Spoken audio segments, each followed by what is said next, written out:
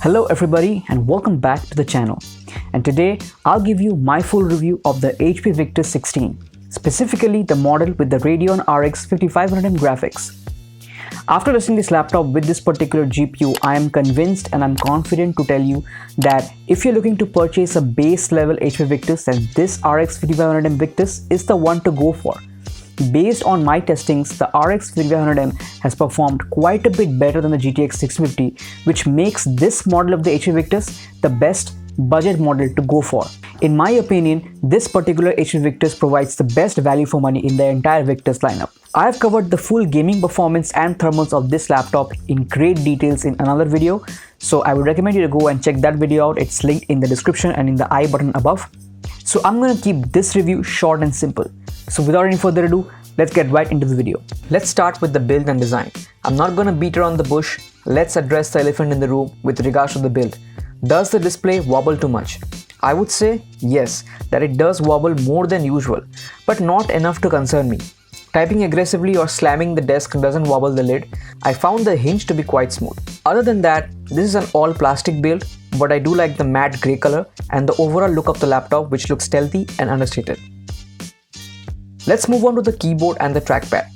I really like the keyboard. It's a standard full-sized keyboard with simple white backlighting. It definitely has more key travel and is more clicky than the keyboards that come with the HP Pavilion series. The keycaps also has an interesting looking legend. The trackpad is plastic just as expected, but it is quite big, much taller than the HP Pavilion trackpad. The tracking and gestures just work fine. Next up is the port selection, which is excellent. The left side has a full-sized SD card slot, 3.5mm audio combo jack, USB Type-C with DisplayPort 1.4 support, USB 3 Type-A port, HDMI 2.1, which means support for up to 60Hz or 4K 120Hz external monitors, RJ45 and power jack. And on the right side, there are two more USB 3 Type-A ports, so basically 10 on 10 in terms of I/O.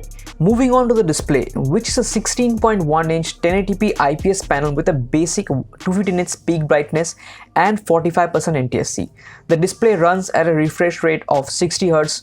That's where most of the people are disappointed. The fact that HP doesn't have a high refresh rate display option for the base models, which is a real shame. Other than the refresh rate, this particular unit doesn't have any noticeable backlight bleed, and the contrast and viewing angles are fine. Pretty standard for this class of laptops. Nothing special, but that's the standard for this class of laptops. I would say the display is slightly warm out of the box, but that can be easily corrected in the AMD driver software. And the speakers, despite being forward facing, are pretty mediocre. Slightly better than the HP Pavilion speakers, but really nothing to write home about. Pretty flat and lack space. Now, before talking about performance, I would like to mention that the HP Command Center in this Victus is actually useful.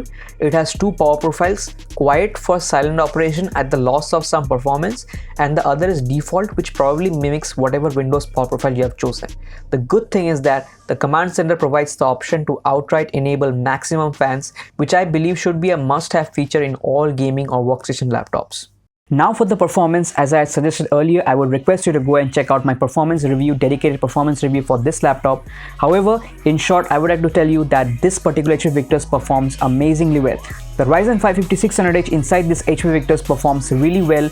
HP has tuned it perfectly to give us the best ratio of noise to performance. You can run this machine at maximum fan speed to get some amazing thermal results, or you can run this laptop in auto fan mode to get literally silent performance with a very marginal loss in performance. It's actually really good the way the HP has tuned this machine.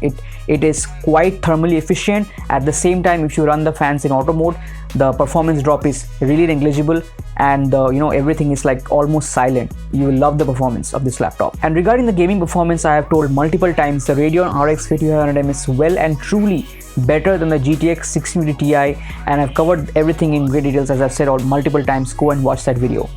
So overall, what I would say is that in this particular price range of 60,000 rupees, which is very competitive at this moment, this particular combination of a Ryzen 5 5600H with a Radeon RX 5500M provides the best price to performance in this class. I would say I'm confident in saying this.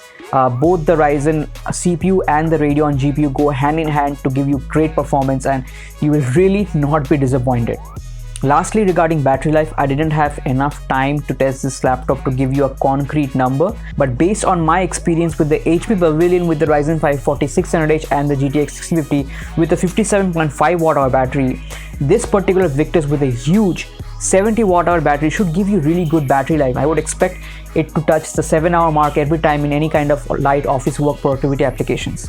Now remember that I always test battery life of laptop with the laptop in battery saver mode with the brightness down to 50%, 40% like that. And I also disable the Windows 10 apps from the settings. You go and disable the background apps of Windows 10 from the Windows 10 settings. And I also do use Mozilla Firefox instead of Chrome. And yeah, please uninstall McAfee for God's sake in this laptop. It comes built in with it and it runs in the background and eats up resources and battery life. So please uninstall McAfee. So that's it for this review, guys. The HP Victus may not be the perfect gaming laptop in this price range. Nothing is perfect, but it doesn't come with a high refresh display which other laptops even at 60,000 rupees does come with. I think the Lenovo IdeaPad Gaming 3 and the HP Pavilion both have high refresh displays in this price range. However, if you keep this little con aside, I can assure you that this HP Victus is a damn good all-rounder of a laptop. It has terrific performance with the Ryzen 5 5600H and the Radeon RX 5500M graphics. It has amazing thermals. It has a terrific port selection. It has got HDMI 2.1, which is crazy. And it also has a huge 70 watt hour battery, which is really uncommon in this price range.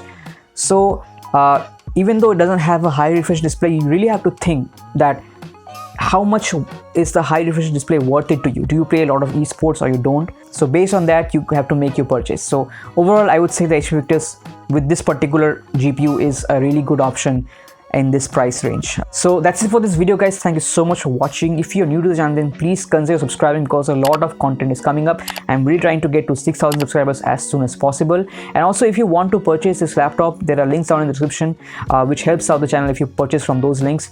And yeah, thank you so much for watching, guys. I'll catch you in the next one. Peace.